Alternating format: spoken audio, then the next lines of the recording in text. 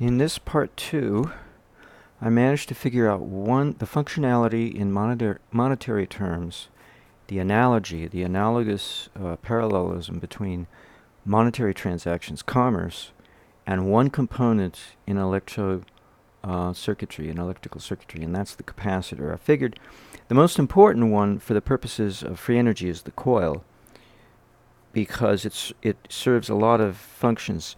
And then I figured out, well, if it's the most important, it's probably the most complicated, and it is. And so I turned my attention to the capacitor, because what is a coil? It's complicated. It's a conductive medium, a wire that's coiled back on itself, which does not go back to anywhere else.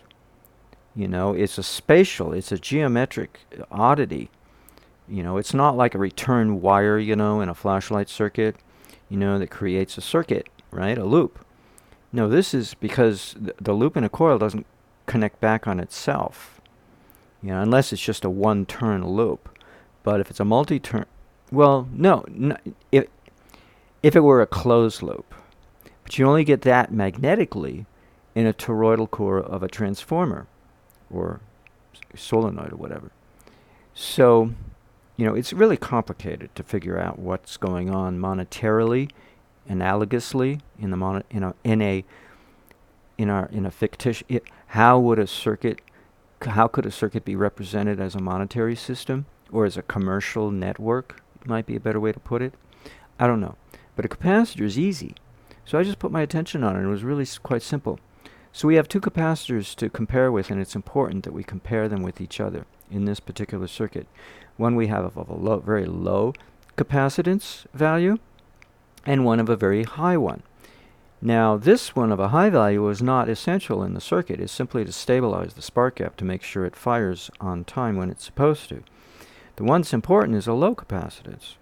Be that as it may, we have to look at a capacitor in its two different ways of looking at them, basically high capacitance and low capacitance, and compare the two in order to understand what is happening financially when a capacitor turns into a commercial functionality.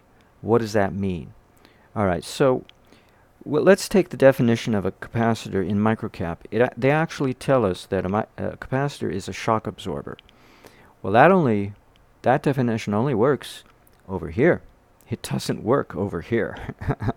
And this is the capacitor that matters, because this one does not create the surge. It's this low-level capacitor of 1 picofarad that contributes to the dynamics, not all by itself, but in conjunction with various other interactions with what's going on elsewhere. This capacitor is essential for creating the surge, and it's way out here hiding all by itself, minding its own little business, twiddling its thumbs, making itself look very innocuous and unimportant when in fact it is so very important. It's why I lower it to 1 picofarad, because it is very important in order for the circuit to function without giving me error messages. One of those error messages is matrix is singular, which means it hit infinity and the circuit blew up in your face. That's a pretty important distinction to stay away from. The other is time step too small for transient analysis, and that just means the simulator coughed and hiccuped and puked and choked and can't function. And I don't know why. There's no easy solution except to change the values of various components so that that does not happen. And if it doesn't happen in the simulator's world, then it probably won't happen in the real world. So I try to take these errors seriously, especially since the simulator went to the trouble of blocking me from going any further and shut down. It's like, duh, I don't have a choice. But I don't worry about what the message is telling me too much. It's kind of important, because it kind of gives me an indication of what I should do to find a solution. But I don't worry about the theory, and like, what does that really mean? I'll let somebody else figure that out. So, by trial and error, I learned what values to put on these components as well as where to put them. And this one has to be low. So what does it mean when a capacitor is high? Well, according to microcap, it's a shock absorber. It's absorbing the voltage. And that's true. when it's high. When it's up here at a millifarad, 1 e to the minus 3 farads, that's 1 millifarad of capacitance. Yeah, that'll absorb a shock imparted to it of voltage and store it on one side and not show any indication of anything happening on the other. That's the value of raising capacitance, is that the capacitor becomes a one-sided oddity per half cycle of the AC cycle. But per half cycle of an AC cycle, a low level, such as a picofarad, reacts on both sides in an opposite manner. One side gets charged up, but very little, and the other side discharges or requires that you take, that the circuit takes charge from it, is actually the better way to explain it. But again, very little. And now how hard can that be if it's so little, So just because it can't hold on to much. And that's the distinction. A capacitor of low value can't accept and hold much charge. So the trade-off is, okay, I'm not, if I'm this C2 over here, capacitor, I'm telling the rest of the circuit, okay, you want to give me a charge? Fine. You got these diodes amassing voltage all the way over to here, and I got to store up charge on the top, but I'm not going to hold on to much. Let me tell you something. I'm going to just let it pass. I'm going to hold very little and let the rest pass. In the meantime, it's going to go around, make a loop through this load. Even if I didn't have a loop, it wouldn't go around. It wouldn't make a difference. So even if I didn't have this load here, and nor this transformer, if I just move this capacitor over here, then these two diodes over here during a half cycle would give the top of this capacitor a charge. It would hold very little. And meanwhile, these two diodes would be saying, hey, if you want to give us anything, let us know, because we'd be more than happy to oblige you, because we're pointing in the right direction for you to do so. And this low-level capacitor is also obligingly working in conjunction harmoniously with this arrangement, and so it goes, oh, sure, fine, please take it from me. And so it bends, because it can't absorb the shock like this one can. So this diaphragm here, just think of this dielectric material as a diaphragm. This was a cartoon animation that I saw on the internet that explains capacitors, how they function. And it only is true when the value was low. It's not true when the value is high. When the value is high, the dielectric is solid, rock, and absorbs anything you throw at it. Well, it's not rock. It's more like open cell foam. So you can punch it with all the force you want, and it'll absorb the force. But when it's a low-level capacitance, it's more like a thin sheet of rock. Very brittle, doesn't bend, it breaks, if anything. No, excuse me, it does bend. Okay, let me get this straight. A high farad capacitance is like very thick foam. Yet, when you build these things, it's completely the opposite, right? So we're really talking about counter space when I say these things, because in the real world it won't look like this at all. But that's the only way for me to think of it conceptually. So you have to get into the mind of the capacitor, which exists in counter space, right? The ether, I keep saying, is an illusion, right? But that's because conventional wisdom doesn't want to believe it exists. Well, because it exists within the realm of complex number systems. So yeah, they're imaginary. They don't exist. Yet they do exist, because the capacitor wouldn't work otherwise. So it's a very strange juggling act of saying, well, the ether does not exist, but we'll mathematically represent it with imaginary numbers anyway, because there's no other way to work with capacitors. So, be that as it may. So I'm talking conceptually then, using geometric models that would only exist in counter space, in the mathematical realm of fictional imaginary values, or mixed imaginary and real, meaning complex values, in order to make this work, okay?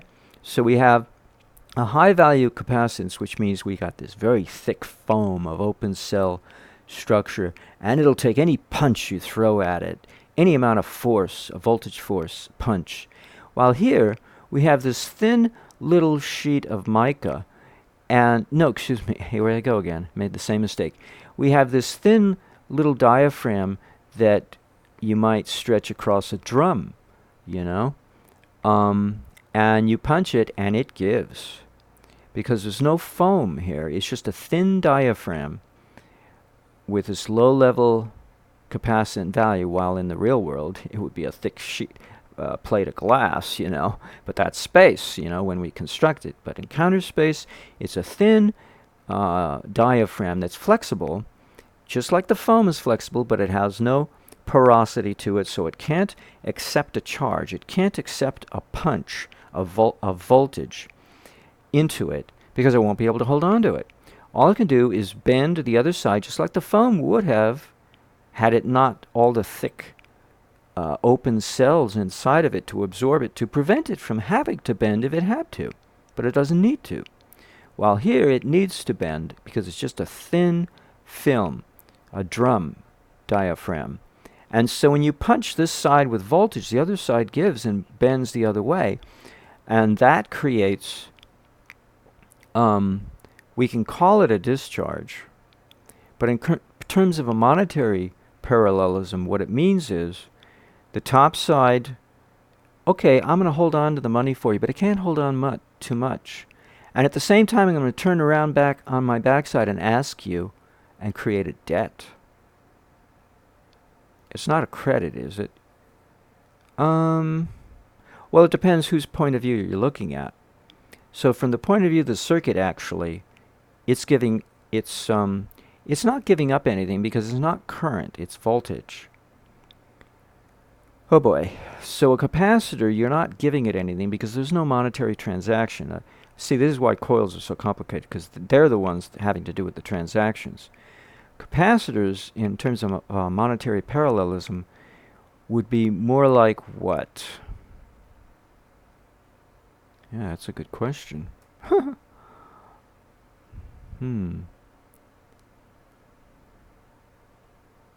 don't know.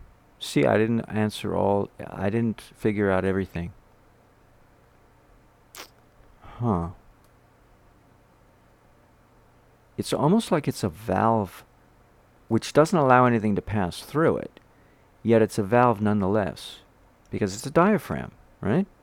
If this is foam rubber over here, absorbing voltage, and this is a diaphragm that's not absorbing a whole lot, it's just bending considerably by comparison to the foam rubber, because this diaphragm is so thin. So a capacitor cannot... See, it's funny. We say a capacitor... we say in a commercial transaction, if you give me money, you know, let's say I give you an apple, you give me money, and then maybe you pass the apple to somebody else, and then maybe I pass the money you gave me to somebody else because I buy from them a shoe. That's more like a coil from the way I'm thinking. You know, I'm guessing. I'm trying to grope. I'm groping. I'm groping, in a nice way, and in a so I'm guessing that in the case of a capacitor, no transaction actually takes place. There's no transference of funds, no commerce taking place. So what a capacitor actually is doing, I'm not sure yet. But we know it's not accepting transactions. It can't. And yet, whatever you do to one side, it has to do the opposite to the other. And what I'm thinking is, since we're creating a pressure on one side, it's creating a vacuum on the other. It could be that you're creating a credit line over on the side that you pressurize. Yeah, I think that's it. And then you create a debit line over on this side. A debt line. Excuse me, not a debit. What am I saying? Because you can't take money out. A debt line, which is really screwy, but it's only a small amount. But it's going to be more or less equal. It's not going to be equal because it's going to absorb some, but it's going to be very close to being equal. While a large, see, this is the only insight I'd had. So I just have to phrase it right. It's taking me a while. Sorry. I'm groping for the right words is what I'm groping for. In a larger size value capacitor, it doesn't have to ask a debt from you because it absorbs it all if it's large enough. Capacitance. You give it a large pressure and it doesn't ask anything from you. It doesn't turn around and say, okay, that's nice, but now I'm going to need something from you. No, it doesn't do that. But a smaller value capacitor will do that because it has no choice. But it only asks a little from you. So it's creating a debt over on the bottom side here. In the meantime, it's creating a credit line over here, but again, very small. And you would think, what's that good for? God, and blow that off. It is crucial and fundamental to the operation of this circuit because it works in conjunction with the 4 diodes per half cycle in order to help the surge develop in the first place. We're not worrying about regulating the surge that the spark gap in this higher level capacitor deals with. Now we just want to create the surge in this beginning stage of developing, what is going on here that dynamically in terms that we can relate to financially so that we can visualize what is this free energy circuit doing with all of its electrons. And it helps me try to understand it, get away from physics, get away from electrodynamics. You're violating the conservation law, blah, blah, blah, You're avoiding the laws of thermodynamics, blah, blah, blah. No, I'm not. So we just don't understand how to apply those laws in a way that will allow us, to give us permission to investigate free energy. This is really the problem. So by going into the financial arena, I'm hoping to do a quarterback kind of move and a little end run around this blockade that we've instituted in society, this mind virus, as Eric Dollard likes to call it, or programming or brainwashing. Because it's like we're part of a cult living in Western society, which is basically global by today, at this point, in a large degree. And it creates this mental blockade of sorts. So starting with this teensy little, seemingly insignificant capacitor, I'm going to whittle away at that blockade by bringing into this free energy circuit into financial terminology. So we've got this man who's standing on the street corner, and he doesn't ask any payoff. He's not like this transfer coil that takes 10% from you, a broker. This transfer coil, at least I figured that part out in the first 2 segments of this video, that he's a broker of some kind because he takes 10%, so he must be a broker. This transformer takes all of it. He takes 100% of what you give it, so he's something else. He's not a broker. But this capacitor, he doesn't take anything because capacitors can't. But they do register a credit line, but very little, because at the same time, they register a debt, a line of debt. Now, nobody would think to go to your local bank, and say, oh, I'd like to open up, what would you like to do today, the teller window? Oh, I'd like to open up a line of debt, Nobody says that, but that's what we do, right? Oh, you want to set up a line of credit, don't you? No, I want to set up a line of debt. Isn't that the way the Federal Reserve works? They set up a line of debt, and it's huge. Well, we're doing the same thing here, but at the same time, we set up a line of credit, and more or less, pretty closely, they balance each other out and come to zero, but not quite, because the capacitor does store a little bit. Now, this is very important that I said that, because it segues into another thought that I learned 11 years ago when I was studying commercial law, and that is this. There is something called the double ledger system in banking, and at the end of each business day, the banker his ledger has to come out to zero. What a double ledger system means is you set up a cross. Just imagine here, you set up a cross and then a top line. And over on the left side of your ledger, you put all your assets. And over on the right side, you put all your liabilities. And you add up all your liabilities at the end of each business day at midnight, or whenever they do their thing, when they balance their books. And you add up all your assets, and you look at the 2 at the bottom and it, and then you subtract your liabilities from your assets, and it better come out to be zero.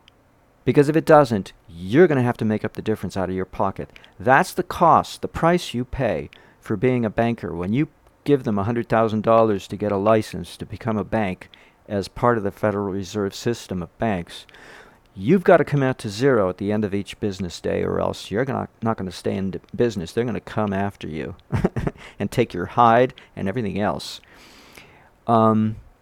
So bankers have to balance their assets with their liabilities and vice versa. That's the way they do business, so that there is zero money in circulation, zero value. I should maybe put it that way. Zero value of money in circulation or in holdings, especially in the banker's holdings, which is your money that you put in the bank. That's part of his holdings. It has to come out to zero. The debts and the credits all have to balance out to zero. And that's exactly what this little teensy-weensy little capacitor is doing. And he's pretty important. And so this is an important concept. It's going to figure in somehow, possibly is the fulcrum point as to why we can get the wave to split, half-cycle separation between the current and the voltage in an AC cycle. It could possibly be. We don't know yet because it's the interaction that makes that happen. But it could be a leverage point, a fulcrum upon which that occurs. And this is a good place to start because we already have a debt on one side and a line of credit on the other. So it could very well be it have something to do with it. Plus you've got diodes pointing in only one direction. Might have something to do with reversal of current to create that separation, that half-cycle separation of current from voltage. So I'm guessing this is where all the magic begins, is right here. Everything else is just a setup for what happens in C2 here. So I find that kind of fascinating, to put it mildly, that we're setting up a line of credit, at the same time a line of debt, and they're two separate lines. They're not the same. Because remember, I said before in either it was part 1A or part 1B, that the line of credit this circuit gives you, first of all, is reactive power, in terms of electrical energy side of the analogy here. We can't spend it right away. We got to convert it before we can spend it. This is our little exchange service down here that we utilize to exchange reactive power for real power so that we can spend the real power while the reactive power keeps accumulating.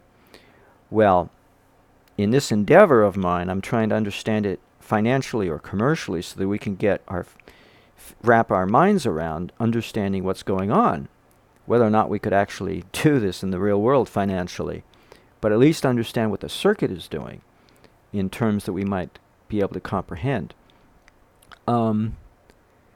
So let's see. I might have missed a point.